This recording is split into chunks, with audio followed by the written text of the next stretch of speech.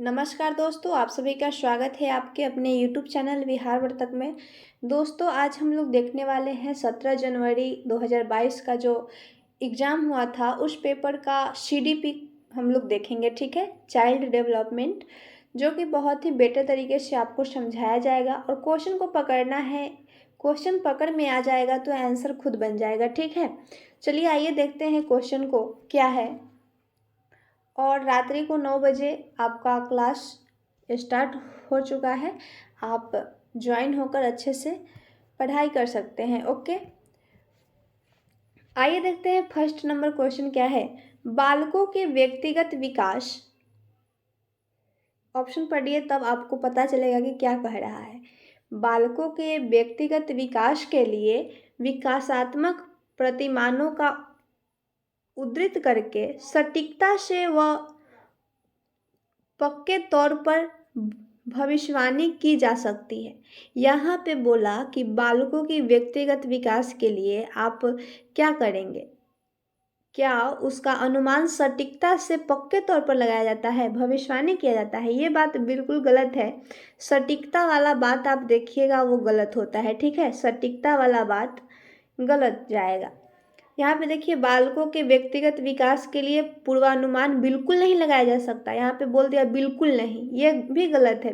बालकों का जो व्यक्तिगत विकास है उसके लिए पूर्वानुमान लगाया जा सकता है काफ़ी हद तक। ठीक है, यहाँ पे बिल्कुल नहीं लगाकर इस क्वेश्चन का ऑप्शन गलत कर दिया। ऑप्शन सी देखिए, व्यक्तिगत विकास के लिए कुछ हद तक पूर्वानुमान लगाया जा सकता है, परंतु सभी बच्चे के लिए विकास की दर अलग अलग होती है। ये बात बिल्कुल सही है। कुछ व्यक्तिगत बालकों में जो व्यक्तिगत विकास होती है उसका कुछ हद तक आप पूर्वानुमान लगा सकते हैं, परंतु सभी बच्चों का जो विकास की दर है वो अलग अलग होती है। ये बात बिल्कुल सही है। ठीक है, और यहाँ पे कह रहा है अव्यवस्थित और असतत होता है, ये बात गलत है। ओके, आपका आंसर जो होगा ऑप्शन सी, जिन्होंने ऑप्शन सी किया उनका सही जा रहा है। आप लोग लाइव चैट में कमेंट करते रहिए कि कौन सा आंसर होगा किस क्वेश्चन का। ओके, आइए देखते हैं next question. Second number question है, निम्नलिखित में से कौन सा कथन सही है। पॉजिटिव ऑप्शन खोजना है, जो सही है उसको खोजना है। देखिए, विकास क्रमबद्ध नहीं होता है, यहाँ पे नहीं लगाकर गलत कर दिया। विकास जो है वो क्रमबद्ध होता है। ओके, विकास अव्यवस्थित होता है, ये बात भी गलत है। विकास जो है अव्यवस्थित नहीं होता है, और यहाँ पे दे दिया है विकास अव्यवस्थित होता है, इसलिए ये ऑप्शन गलत है। ऑप्शन सी है, विकास एक सतत प्रक्रिया है। ये बात बिल्कुल सही है। विकास जो है एक सतत प्रक्रिया है, निरंतर चलने वाली प्रक्रिया है। ठीक है, और ऑप्शन डी कह रहा है विकासात्मक प्रतिमान सांस्कृतिक परिवेश से प्रभावित नहीं होते हैं। यहाँ पे नहीं लगाकर इस ऑप्शन को गलत कर दिया। विकास का जो प्रभाव है वो सांस्कृतिक परिवेश से भी विकास पर प्रभावित होता है। ठीक है, इसलिए ऑप्शन आपका डी भी गलत हो गया। तो दो का जो आंसर होगा ऑप्शन सी, जिन्होंने ऑप्शन सी किया उनका सही जा रहा है। यहाँ पे आइए देखते हैं हम लोग नेक्स्ट क्वेश्चन। क्वेश्चन है, बच्चे अपने समाज के बारे में ज्ञान, रहने के कौशल, मूल्य, रीतियाँ किससे सीखते हैं। बच्चे जो है अपने समाज के बारे में ज्ञान, रहने के कौशल, मूल्य, रीतियाँ ये सब कैसे सीखते हैं, और आप देखिए यहाँ पे और आंसर कीजिए। कह रहा है आस पड़ोस, ये बिल्कुल सही बात है। बच्चे जो है आस पड़ोस से रहने के कौशल सीखते हैं, ज्ञान सीखते हैं, स्कूल से भी सीखते हैं, धर्म से भी सीखते हैं, और समकक्षीय समूह से भी सीखते हैं। समकक्षीय समूह यानी मित्र हो गया, बच्चे जो एक समूह में उसके मित्रों की जो टोली होती है उससे भी सीखता है बच्चा। तो आपका जो आंसर होगा 1 2 3 4, देखिए किस ऑप्शन में आपको मिल रहा है 1 2 3 4। यहाँ पे 1 2 3 4 इस ऑप्शन डी में मिल रहा है। जिन्होंने ऑप्शन डी किया उनका सही है। ओके, आइए देखते हैं नेक्स्ट क्वेश्चन। क्वेश्चन है, जीन पियाजे के सिद्धांतों के अनुसार अनुकूलन किन दो मूल्य को समाहित करता है? जीन पियाजे के सिद्धांत के अनुसार आपको बताना है कि अनुकूलन किन दो मूल्य को समाहित करता है। ऑप्शन देखिए और आंसर कीजिए। ऑप्शन ए है समायोजन और समावेशन, ऑप्शन बी है संतुलीकरण एवं संगठन, और ऑप्शन सी है समायोजन एवं संतुलीकरण, समावेशन एवं संगठन। देखिए इसमें सबसे बेटर आंसर कौन है? सबसे बेटर आपको देखने को मिल रहा है ऑप्शन ए समायोजन और समावेशन। चलिए आइए देखते हैं नेक्स्ट क्वेश्चन। जीन पियाजे के संज्ञानात्मक विकास के किस स्तर पर बच्चे लंबाई और भार जैसे गुणात्मक आधारों पर वस्तुओं को व्यवस्थित कर पाते हैं, परंतु अमूर्त संरचनाओं की संक्रियात्मक में कठिनाई महसूस करते हैं? यहाँ पे क्वेश्चन कहा कि जीन पियाजे के संज्ञानात्मक विकास के स्तर पर बच्चे की जो है लंबाई और भार जैसे गुणात्मक आधारों पर वस्तुओं को वो व्यवस्थित कर देता है। जैसे कि एक छोटा सा पेंसिल हुआ, एक बड़ा सा पेंसिल, इसमें वो बच्चा बता देगा कि ये लंबा है, ये छोटा है, या फिर इस तरह से बहुत सारे उसे दे दीजिए पेंसिल, लंबा छोटा, वो व्यवस्थित कर देगा, बड़ा साइड को अलग और छोटा साइड को अलग, ऐसे वो कर पाएगा। लेकिन अमूर्त संरचना के बारे में आप उसे बताइएगा तो उसे समझने में उसे कठिनाई होती है। अमूर्त यानी जो उसके सामने में नहीं है, तो ये किस अवस्था में होता है ये आपको बताना है। ये जो अमूर्त वाला बात कर रहा है, अमूर्त संरचना को नहीं समझ पा रहा है, तो बच्चा किस अवस्था में होगा? मूर्त संक्रियात्मक में होगा। सिंपल सी बात। अब समझेगा जब आप उसे उसके नज़र के सामने में कोई गतिविधि करेंगे दिखा करके, वो हो जाएगा मूर्त संक्रियात्मक। ठीक है। अमूर्त संक्रियात्मक में चला जाएगा क्या? बच्चों को काल्पनिक चीज़ों के बारे में बताना, सोचने पर बल देना। ओके, आइए देखते हैं नेक्स्ट क्वेश्चन। लियो वाइगोस्की के सिद्धांत के अनुसार व्यक्तिगत वाक्य क्या है? व्यक्तिगत वाक्य क्या है लियो वाइगोस्की के अनुसार? ऑप्शन देखिए। बच्चे को अपनी सोच विनियमित करने में मदद करता है। ऑप्शन बी है बच्चे की सोच में रुकावट पैदा करता है। व्यक्तिगत वाक्य जो है, यानी व्यक्तिगत वाक्य क्या? खुद से बात करना। खुद से आप भी कभी कभी बात करते होंगे, जैसे कि किसी भी घर की अगर सजावट करनी है आपको, तो आप सोचते होंगे ये यहाँ पे रख देंगे तो ठीक रहेगा, ये यहाँ पे, यानी कि जो सामान यहाँ रखाएगा वहाँ रखाएगा, आप मन में पहले उसको व्यवस्थित कर लेते हैं, तब जाकर आप जल्दी जल्दी उसे व्यवस्थित कर देते हैं। वही बात है, बच्चा जो है खुद से बातें करता है, उसी को व्यक्तिगत वाक्य कहते हैं। तो ये जो बात खुद से करता है वो किसको मदद मिलता है? तो बच्चा जो है वो अपनी सोच के विनियमित करने में मदद करता है। आपका ऑप्शन ए जो है बिल्कुल सही है। रुकावट पैदा करने वाला बात गलत हो जाएगा। आत्म केंद्रीयता को दर्शाता है, ये बात गलत जाएगा। यहाँ पे चुनौतीपूर्ण दिया, ये बात भी गलत है। ठीक है, आपका ऑप्शन ए सही होगा। नेक्स्ट क्वेश्चन है, लियो वाइगोस्की के अनुसार शिक्षक बच्चों के अधिगम में किस प्रकार मदद कर सकते हैं? लियो वाइगोस्की के अनुसार बताना है कि बच्चे जो है अधिगम में किस प्रकार मदद कर सकते हैं। बच्चे को अधिगम यानी कि सिखाना जब है तो आप उसे किस तरह से मदद करेंगे? इनाम देकर? ये गलत बात है। इनाम नहीं देना है, सजा नहीं देना है, मदद की मात्रा व स्वरूप में बदलाव करके, ये बात बिल्कुल सही है। एक अध्यापक का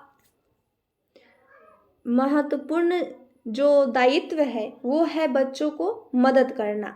ठीक है, मदद करने वाली बात जो है, और संकेत करना, इशारा, ये सब पार के अंतर्गत जाता है। मैं आपको बताई थी, पार वर्ड देगा आपको क्वेश्चन में और आंसर में संकेत भी रहेगा, उसी को मारना है। और यहाँ पे मदद वाली बात जो होता है वो सही जाता है, बच्चों के अधिगम में मदद करता है। और ऑप्शन डी कह रहा है उन्हें ब्लैक बोर्ड से सारे उत्तर नकल करवा कर, यानी कि ब्लैक बोर्ड पर लिख देंगे और कहेंगे इसे छाप लो। ये गलत बात है। छापवाना नहीं है, उसे अच्छे तरीके से समझाना है, उसकी सोच समझ में मदद करना है, ठीक है। जिन्होंने ऑप्शन सी किया उनका सही जा रहा है। आइए देखते हैं नेक्स्ट क्वेश्चन।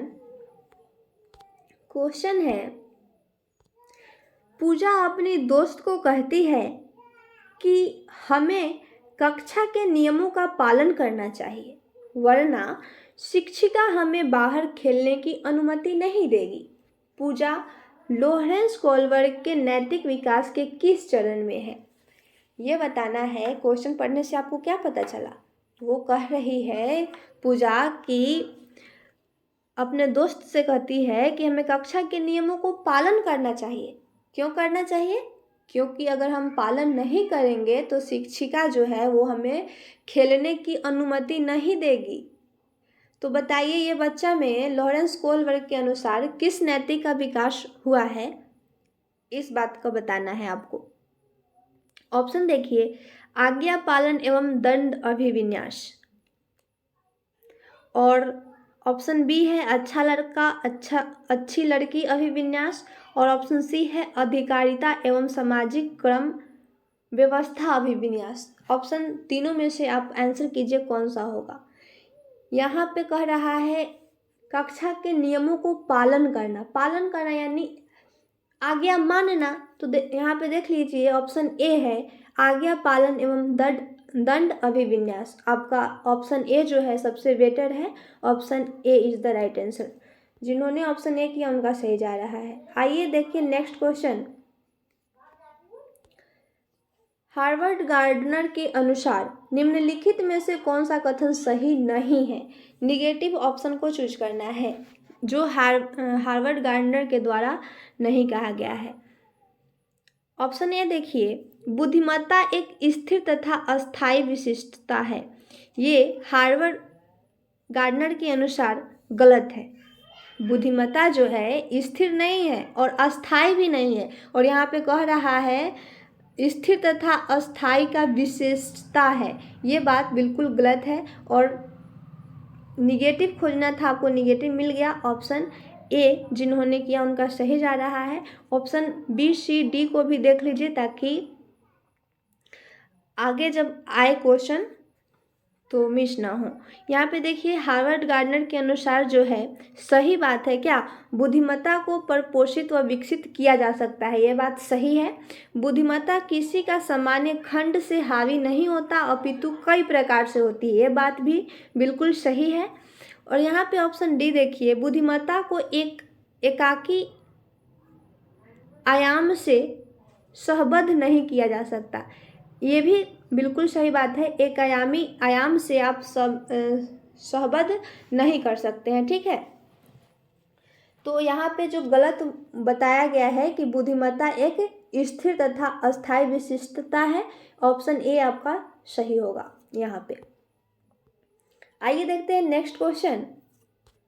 क्वेश्चन है, एक बाल केंद्रित शिक्षा में शिक्षिका की कोई भूमिका नहीं होती है। ये बात तो बिल्कुल गलत बोला। शिक्षिका या शिक्षक की भूमिका तो होती है। बाल केंद्रित शिक्षा में शिक्षक या फिर शिक्षिका की भूमिका होती है। यहाँ बोला नहीं हो रहा, इसलिए ये ऑप्शन गलत हो गया। ऑप्शन बी देखिए, शिक्षिका का सक्रिय भूमिका होता है और विद्यार्थी निष्क्रिय होते हैं। ये बात भी बिल्कुल गलत है। शिक्षिका जो है सक्रिय, बाल केंद्रित शिक्षा में शिक्षिका और विद्यार्थी दोनों सक्रिय होते हैं, ना कि एक सक्रिय और दूसरा निष्क्रिय। ये गलत हो जाएगा। यहाँ पे भी बोला एक विद्यार्थी सक्रिय और शिक्षिका निष्क्रिय। ये बात भी गलत है। यहाँ पे ऑप्शन डी कह रहा है शिक्षिका और विद्यार्थी दोनों की सक्रिय भूमिका होती है। ये बात बिल्कुल सही है। एक बाल केंद्रित शिक्षा में शिक्षिका और विद्यार्थी दोनों की जो भूमिका होती है वो सक्रिय होती है। जिन्होंने ऑप्शन डी किया उनका सही जा रहा है। आइए देखते हैं नेक्स्ट क्वेश्चन। क्वेश्चन है, कक्षाओं में लड़के गणित व विज्ञान में लड़कियों से कहीं बेहतर प्रदर्शन करने की क्षमता रखते हैं। क्या कहा यहाँ पे, अभिकथन है जो कि ये बहुत ही इजी वे में क्वेश्चन सॉल्व होता है। ये क्वेश्चन से घबराने की ज़रूरत नहीं है, अच्छे तरीके से समझना है आपको।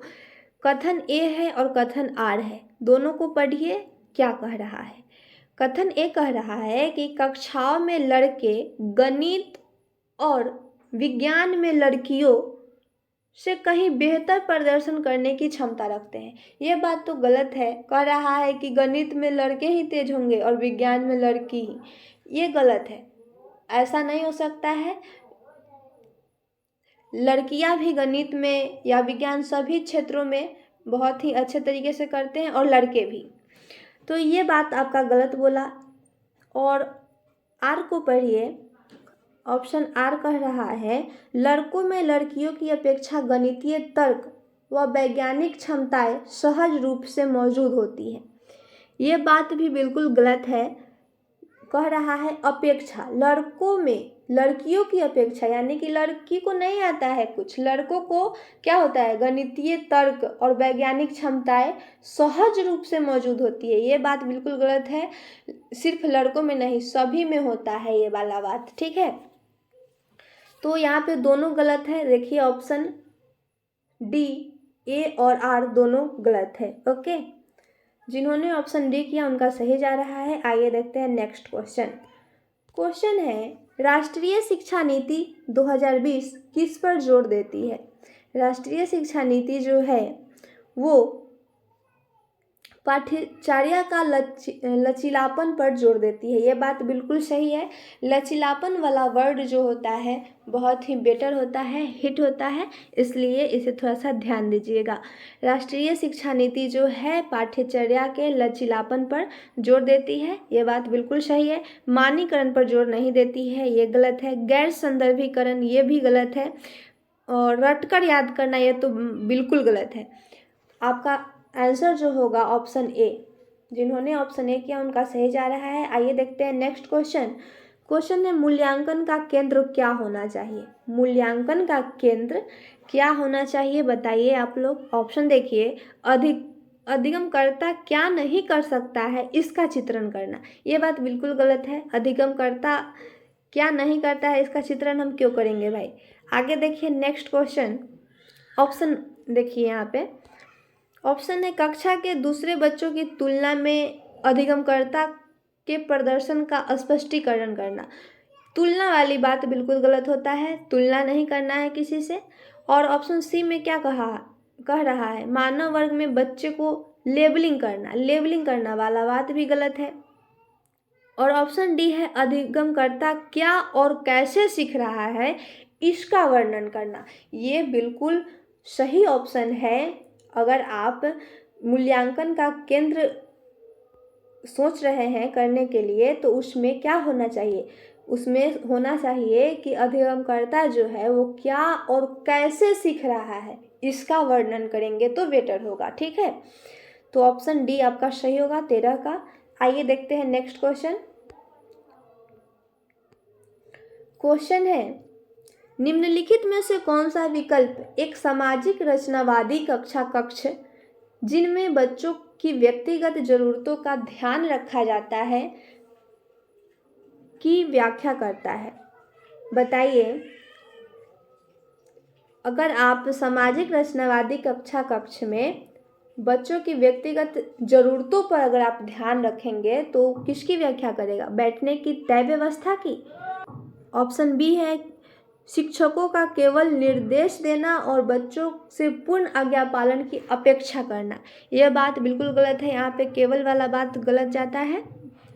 कह रहा है शिक्षकों का केवल निर्देश देना, यानी शिक्षक जो है उसको केवल निर्देश दो और बच्चों के पूर्ण आज्ञा पालन की अपेक्षा करना। आज्ञा पालन भी गलत जाता है। यहाँ पे दे रहा है स्मरण करना, यह भी गलत होगा। और ऑप्शन डी है बच्चों का आपस में चर्चा करते हुए समूह में कार्य करना। ये बात बिल्कुल सही है। अगर बच्चा समूह में अपना चर्चा करके अपना काम करेगा सामूहिक कार्य तो बच्चा बहुत ही बेटर तरीके से सीख पाएगा किसी भी चीज़ को, ठीक है। इसलिए सामूहिक चर्चा बिल्कुल सही जाता है। इस बात को थोड़ा सा ध्यान देने की ज़रूरत है। आइए देखते हैं नेक्स्ट क्वेश्चन। क्वेश्चन है निम्नलिखित में से कौन सा प्रश्न कक्षा में समालोचनात्मक सोच को बढ़ावा देने में सही उदाहरण है। ये बताना है कि समालोचनात्मक सोच यानी कि एक आप क्वेश्चन दे रहे हैं, कैसा क्वेश्चन देंगे कि बच्चा बहुत सारा आंसर कर पाएगा, एक आंसर नहीं। जैसे कि यहाँ पे ऑप्शन ए देख रहे हैं, 325 और 486 को जमा करना यानी बच्चा जोड़ देगा सीधे, आपका हो जाएगा आंसर। तो ये गलत है। समालोचनात्मक सोच विकसित करना है बच्चे में, तो उसको कैसा क्वेश्चन देंगे कि वो सोचेगा। यहाँ पे कह रहा है बाल विवाह प्रतिबंध अधिनियम किस वर्ष पारित किया गया, इसका भी आंसर एक वर्ड में दे देगा, ये गलत है। श्वसन का परिभाषा दीजिए, परिभाषित कीजिए, ये भी श्वसन के बारे में बता देगा जल्दी से, इसमें कहीं से कोई दिक्कत नहीं होगा बच्चों को। और अगर आप कहेंगे बच्चे को कि अपने शहर में प्रदूषण के विभिन्न कारणों का विश्लेषण कीजिए और प्रदूषण से बचने के विभिन्न उपाय सोचिए। यहाँ पे थोड़ा सा मिस हुआ है, यहाँ पे देख लीजिएगा, ठीक है। कह रहा है अपने शहर में प्रदूषण के विभिन्न कारणों का विश्लेषण कीजिए, विश्लेषण करना है और प्रदूषण के बारे में विभिन्न उपाय को सोचना है, ठीक है। तो ये इसमें बच्चा जो है वो सोचने लगेगा कि क्या करना चाहिए क्या नहीं करना चाहिए। इससे बच्चा में जो है समालोचनात्मक सोच का बढ़ावा मिलेगा, ठीक है। Option D is the right answer. Okay, next question देखिए। क्वेश्चन है निम्न में से कौन सा विद्यालयों में समावेशन की संस्कृति को दर्शाता है। समावेशन के संस्कृति को कौन सा दर्शाता है, ऑप्शन पढ़िए और आंसर कीजिए। ऑप्शन ए है विद्यार्थियों को जरूरतों को पूरा करने के लिए विभेदी आकलन को बढ़ावा दिया जाता है। ये बात बिल्कुल सही है। समावेशन सांस्कृतिक जो है वो दर्शाता है कि विद्यार्थियों की ज़रूरत को पूरा करने के लिए विभेदी आकलन को बढ़ावा दिया जाता है, ठीक है। यहाँ पे विभिन्नता और विविध परिप्रेक्ष्यों को हतोत्साहित किया जाता है, ये गलत है। हतोत्साहित वाला बात गलत होता है। विद्यालय में कुछ विद्यार्थी भी अभिवादित और समाहित महसूस करते हैं, ये गलत है। विद्यार्थियों को उनकी योग्यताओं के आधार पर अस्थायी समूह में बांटना चाहिए, ये बात भी गलत है। योग्यता के अनुसार आप बच्चे को नहीं बांट सकते हैं, सबको एक साथ रहना है ताकि वो एक दूसरे से सीख पाए, ठीक है। इसका जो आंसर होगा वो ऑप्शन ए। ओके, आइए देखते हैं नेक्स्ट क्वेश्चन। क्वेश्चन है सांस्कृतिक रूप से विविध विद्यार्थियों वाली कक्षा में एक शिक्षक को निम्नलिखित में से किससे बचना चाहिए। किससे बचना चाहिए, निगेटिव ऑप्शन को चूज करना है, ठीक है। 3 ऑप्शन इसमें सही है और एक गलत, उसी से बचना है। आइए देखिए कौन सा ऑप्शन है। चर्चा में विविध संस्कृतियों का उदाहरण लाना, ये बात तो बिल्कुल सही है कि सांस्कृतिक रूप में अगर आप विविध विद्यार्थियों का जहाँ समूह रहेगा वहाँ पे विविध तरीकों के सांस्कृतिक उदाहरण दीजिएगा तो बच्चा जो है अच्छे तरीके से समझ पाएगा, सीख पाएगा।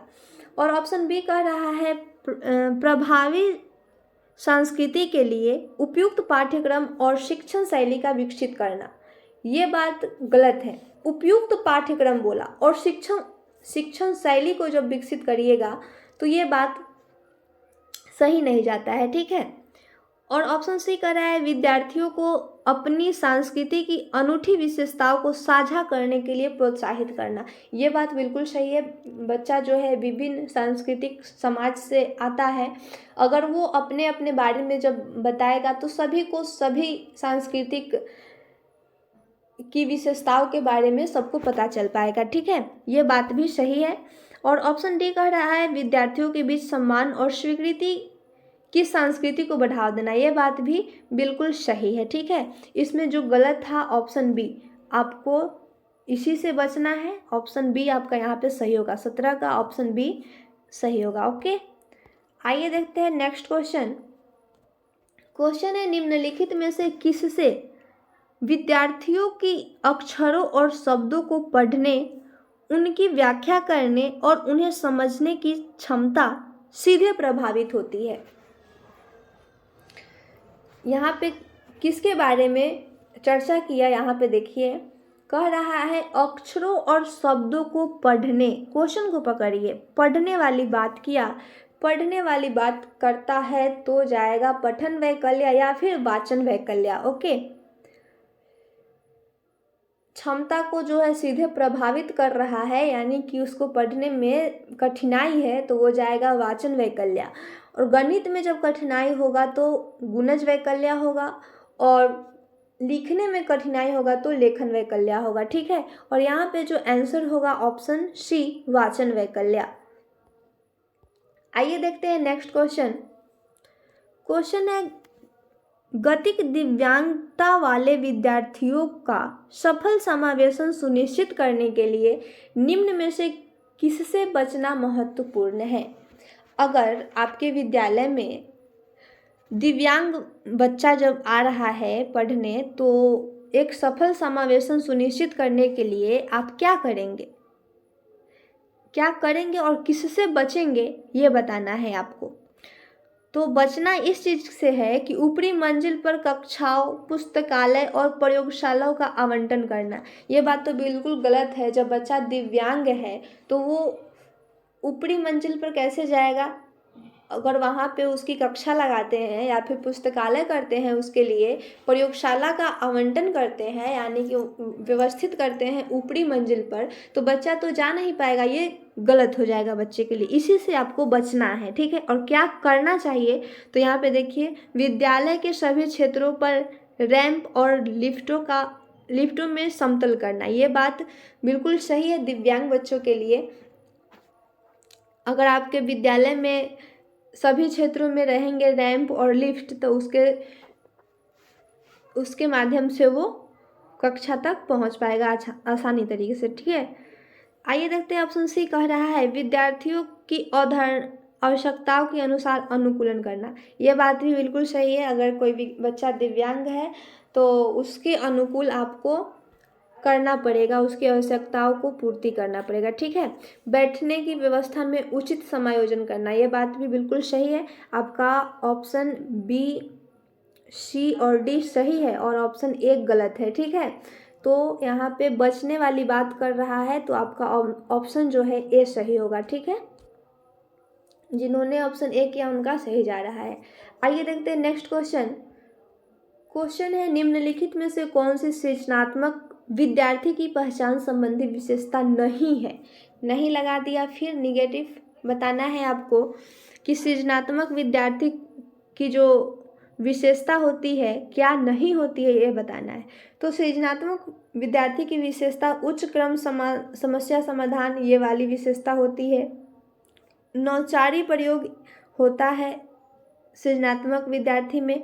जिज्ञासा का प्रबल भावना भी होता है, लेकिन अभिसारी सोच नहीं होता है। सृजनात्मक विद्यार्थी में अपसारी सोच होता है। मैं आपको बताई थी अभिसारी और अपसारी सोच।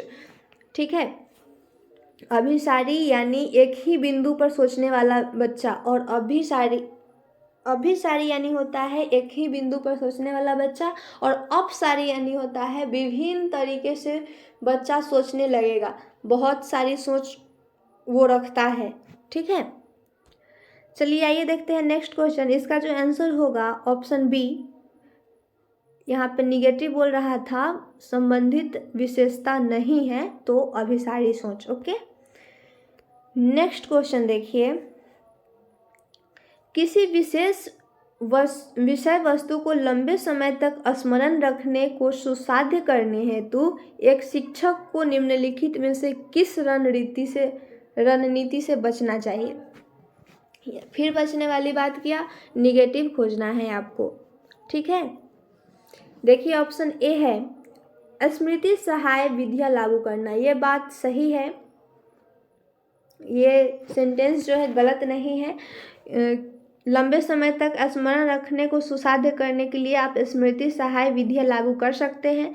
संगठनात्मक चार्ट भी बना सकते हैं, और मानसिक चित्रण का उपयोग भी कर सकते हैं, लेकिन असंबद्ध बस शब्द जो है प्रस्तुत नहीं कर सकते हैं। ठीक है, इसी से बचना है आपको, असंबद्ध शब्द का प्रयोग नहीं करना है। ठीक है, ऑप्शन सी आपका सही हो जाएगा।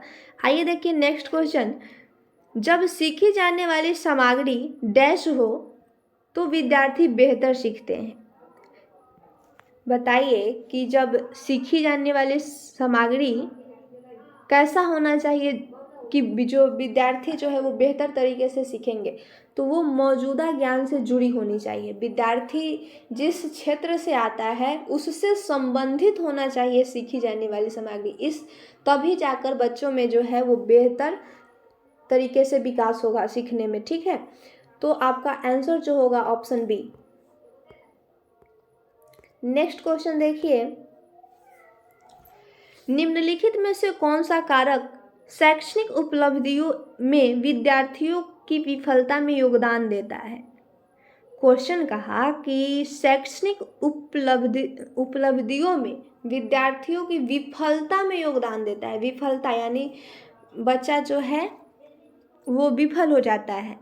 ये कौन सा इसमें से क्रिया है जो बच्चा विफलता का योगदान हो जाता है। ऑप्शन देखिए और आंसर कीजिए।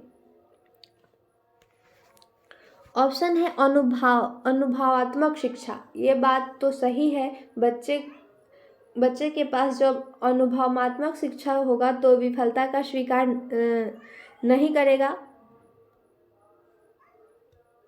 ऑप्शन बी है गैर प्रासंगिक पाठ्यक्रम। ये बात भी सही है, नहीं, यहाँ पे देखिए ऑप्शन बी कर रहा है गैर प्रासंगिक पाठ्यक्रम, यानी कि आपके जो बुक में पाठ नहीं है उसका चर्चा करना, ये तो गलत बात है। समावेशी दर्शन अच्छा बात है। शिक्षार्थी केंद्रित शिक्षा शास्त्र, ये भी अच्छा बात है। शिक्षार्थी केंद्रित यानी कि बाल केंद्रित, शिक्षार्थी यानी सीखने वाला। ठीक है, बालक के बारे में बोला इसलिए यहाँ पे बाल केंद्रित भी देता है। ये बहुत ही अच्छा ऑप्शन है, इसे कभी नहीं छोड़िएगा। बाल केंद्रित बिल्कुल सही जाता है। और दे शिक्षक केंद्रित या फिर अध्यापक केंद्रित।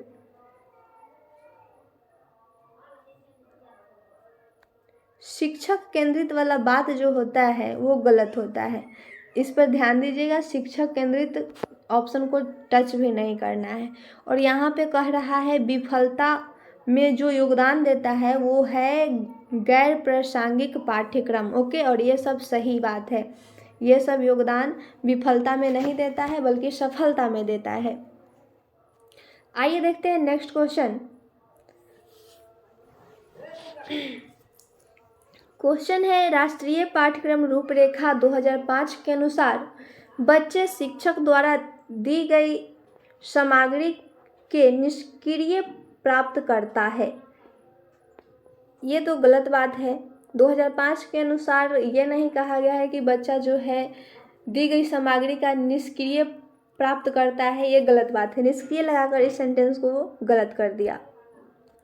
आइए देखते हैं नेक्स्ट ऑप्शन। ऑप्शन है बच्चों में अधिगम को विनियमित करने की क्षमता नहीं होती है। ये बात भी बिल्कुल गलत है। बच्चों में जो है विनियमित करने की क्षमता होती है, यहाँ पे नहीं लगाकर इस सेंटेंस को भी गलत कर दिया। और ऑप्शन सी है बच्चे रटने के माध्यम से सर्वश्रेष्ठ सीखते हैं। ये तो बिल्कुल गलत है। बच्चा जो है रटने से नहीं सीखता है। रटंत विद्या घटंत बुद्धि, सुने होंगे ये कहावत। ये गलत बात है, रटना नहीं है। ऑप्शन डी कह रहा है बच्चे ज्ञान के निर्माण में सक्रिय भूमिका निभाते हैं। यह बात बिल्कुल सही है। राष्ट्रीय पाठ्यक्रम रूपरेखा 2005 के अनुसार कहा गया है कि बच्चे जो है ज्ञान के निर्माण में सक्रिय भूमिका निभाते हैं। ठीक है, ऑप्शन डी आपका सही होगा। आइए देखते हैं नेक्स्ट क्वेश्चन। क्वेश्चन है एक संप्रत्यय को पढ़ाने के लिए एक शिक्षक को निम्नलिखित में से किसके प्रयोग से बचना चाहिए। फिर बचने वाली बात किया, इसमें से निगेटिव ऑप्शन को चूज करना है। जो गलत ऑप्शन है उसे चूज कीजिए। ठीक है, ऑप्शन ए है उस संप्रत्यय से संबंधित उदाहरण। ये तो सही बात है, जिस संप्रत्यय के बारे में आप पढ़ा रहे हैं उसी का आप उदाहरण दीजिएगा। ये तो बिल्कुल सही है ना, बच्चों के लिए तो ये बहुत ही अच्छा होगा कि उसे और अच्छे तरीके से समझ में आएगा। और ऑप्शन बी कह रहा है उस संप्रत्यय के लिए असतत उदाहरण। असतत उदाहरण, अ यानी होता है न, असतत उदाहरण नहीं देना है बच्चों को, यानी कि अलग तरह के उदाहरण बच्चों को नहीं देना है। उसी जिस संप्रत्यय को आप पढ़ा रहे हैं उसी के बारे में आपको उदाहरण देना है। और यहाँ पे कह रहा है संप्रत्यय संबंधित गैर उदाहरण। ये बात सही है, संप्रत्यय से संबंधित आप गैर उदाहरण दे सकते हैं। उनकी संस्कृति में प्रचलित आदय रूप, ये भी सही है। और यहाँ पे बचने वाली बात किया तो ऑप्शन बी जो है आपका सही होगा। ऑप्शन बी से आपको बचना है और इसी को टिक करके आना है। उस संप्रत्यय के लिए असतत उदाहरण नहीं देना है, ठीक है। आई होप कि क्वेश्चन आपको अच्छे तरीके से समझ में आ रहा होगा।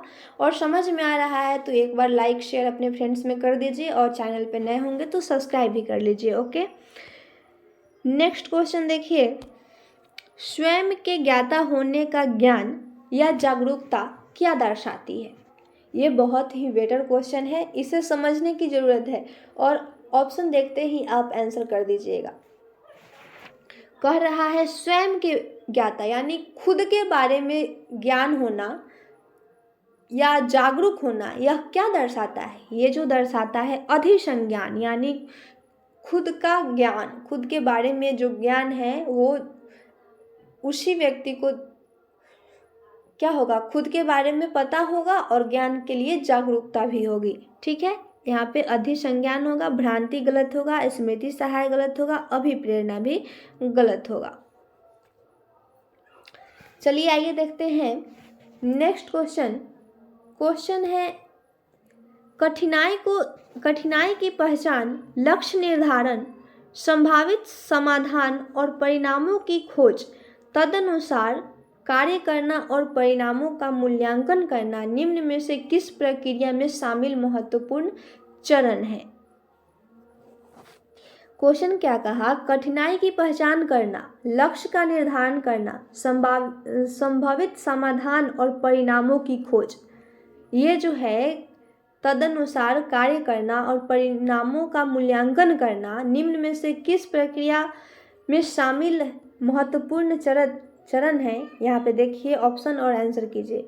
आरोपण में है, नकल में है, या फिर समस्या समाधान में है, या फिर निष्क्रिय ध्यान। आरोपण वाला बात गलत होता है, नकल वाला भी बात गलत होता है, निष्क्रिय ध्यान भी गलत होता है। यहाँ पे जाएगा ऑप्शन सी, समस्या समाधान, ठीक है। चलिए आइए देखते हैं नेक्स्ट क्वेश्चन। ये अभिकथन है, इस टाइप का क्वेश्चन बहुत ही इजी होता है, इसे थोड़ा सा समझने की ज़रूरत है बस। यहाँ पे कह रहा है शिक्षण अधिगम प्रक्रिया में भ्रांतियों की खोज और चर्चा करना सार्थक है। ये तो सही बात है, शिक्षण अधिगम प्रक्रिया की जो भ्रांतियों की खोज है, खोज करना और चर्चा करना, ये सार्थक है, ये सही बात है, ठीक है। और यहाँ पे ऑप्शन तर्क आर कह रहा है यह विद्यार्थियों को उन भ्रांतियों के बारे में सोचने का अवसर देता है और गहन जांच का नेतृत्व करने में सहायक होता है। यह बात भी बिल्कुल सही है। ये जो विद्यार्थियों में भ्रांति जो होती है उसके बारे में क्या करता है, सोचने का अवसर देता है और गहन जांच करने का नेतृत्व करने में भी सहायक होता है। तो यहाँ पे कह रहा है खोज करना और यहाँ पे कह रहा है अवसर देना। तो आपका आंसर जो होगा ऑप्शन ए और आर दोनों सही है, और आर जो है ए की सही व्याख्या कर रहा है। ओके, चलिए आइए देखते हैं नेक्स्ट क्वेश्चन। 29 नंबर है, डैश विद्यार्थियों को बोरियत महसूस होने की संभावना है। विद्यार्थियों को बोरियत महसूस होने की संभावना कब है, ये बताइए आप। गतिविधियों को महत्व न दिए जाने पर, ये तो गलत बात है। और इस क्वेश्चन के लिए सही भी बात है कि अगर आप गतिविधि को महत्व नहीं दीजिएगा तब तो विद्यार्थी को बोरियत महसूस होने की संभावना है ही। इसी ऑप्शन को क्यों नहीं करेंगे? ये ऑप्शन आपका सही होगा। जब आप गतिविधि को महत्व नहीं दीजिएगा तब विद्यार्थी में क्या होगा? बोरियत महसूस होने लगेगा। और ऑप्शन बी क्या कह रहा है? गतिविधि को महत्व दिए जाने पर। ये तो सही बात है, अगर आप गतिविधि को महत्व दीजिएगा तो विद्यार्थी में तो बोरियत महसूस नहीं होगी, उसे और अच्छा लगेगा और सीखने का और उसमें लालसा भी जगेगा। उन्हें सफलता मिलने पर, विद्यार्थी को सफलता मिलने पर बोरियत महसूस नहीं होती है। ऐसा आप खुद के बारे में भी सोच सकते हैं। अगर आप सफल हो जाइएगा तो बोरियत थोड़ी ना लगेगा आपको। और ऑप्शन डी कह रहा है उनकी सफलता की अपेक्षा करने पर। उनकी सफलता के बारे में आप चर्चा कीजिएगा तो उसे बुरा नहीं लगेगा, बोरियत महसूस नहीं होगा। आपका जो आंसर होगा ऑप्शन ए, गतिविधि को महत्व न दीजिएगा तो विद्यार्थी में क्या होने लगेगा? उसे बोरियत महसूस होने लगेगा। आइए आज का लास्ट प्रश्न देखते हैं। प्रश्न ये है कि निम्नलिखित में से कौन सा तरीका प्रतिपुष्टि को प्रेरक के रूप में उपयोग करने का अनुचित तरीका है? फिर अनुचित यहाँ पे बोलकर कह रहा है क्या कि क्वेश्चन ऑप्शन में निगेटिव ऑप्शन को आप छांटिए। ठीक है, अनुचित तरीका कौन सा है ये बताना है आपको। तो अनुचित तरीका ये है कि विद्यार्थी में क्षमता पर केंद्रित प्रतिपुष्टि देना। अगर विद्यार्थी के क्षमता पर आप जाते हैं तो ये गलत बात है। ठीक है, आपका ऑप्शन ए हो जाएगा सही। ये आपका सही जाएगा इस क्वेश्चन के लिए। इस क्वेश्चन के लिए आपका ऑप्शन ए सही जाएगा। ऐसे दूसरे क्वेश्चन के लिए अगर यहाँ पे अनुचित नहीं देता तो ऑप्शन ए आपका गलत हो जाता। ठीक है, और यहाँ पे कह रहा है ऑप्शन बी, गतिविधि की प्रक्रिया पर केंद्रित प्रतिपुष्टि देना। ये सही बात है, ये उचित तरीका हो जाएगा। यहाँ पे अनुचित न देकर उचित रहता तो आपका ऑप्शन बी, सी, डी तीनों सही जाता। ठीक है, तो क्वेश्चन को समझना है कि क्वेश्चन क्या कह रहा है, उसी प्रकार से आपको आंसर भी करना है। ठीक है, ना कि क्वेश्चन को थोड़ा सा पढ़े और आंसर करने लग गए, आपका क्वेश्चन गलत हो जाएगा। यहाँ पे क्वेश्चन को समझ गए। कह रहा है प्रतिपुष्टि प्रेरक के रूप में उपयोग करने की अनुचित तरीका। अनुचित जो तरीका है वो है विद्यार्थियों की क्षमता पर केंद्रित प्रतिपुष्टि देना। ठीक है, आपका ऑप्शन बी, सी, डी ये सब सही है और ये जो है इस क्वेश्चन के लिए सही है। ठीक है, चलिए आइए, हम लोग 30 प्रश्न कर चुके CDP का और नेक्स्ट वीडियो में मिलेंगे नेक्स्ट टॉपिक के साथ। अगर आप चैनल पे नए होंगे तो शेयर सब्सक्राइब कर दीजिए।